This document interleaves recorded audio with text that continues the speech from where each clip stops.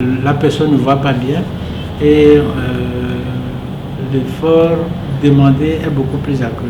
Alors parfois ça peut entraîner peut-être des petits maux de tête chez l'enfant parce qu'il ne voit pas bien et il sollicite certains muscles qui sont à l'intérieur de l'œil pour faire le travail à la place.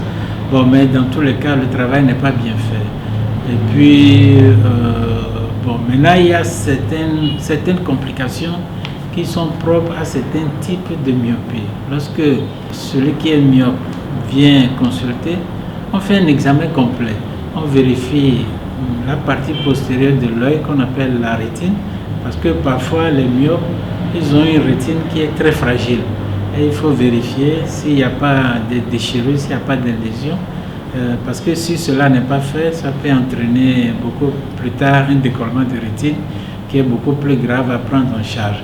Bon, chez certains, il y a ce qu'on appelle les comorbidités, c'est-à-dire deux maladies ou plusieurs maladies qui vont ensemble.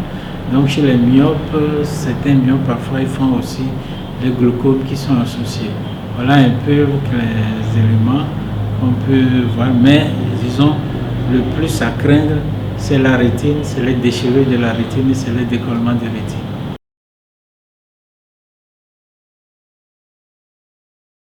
Non, la myopie, c'est simplement au niveau de l'œil. Voilà, et donc il n'y a pas de complications, on va dire, générales. La myopie, c'est au niveau de l'œil et les conséquences, c'est au niveau de l'œil avec l'impact, c'est-à-dire donc la vision qui est perturbée.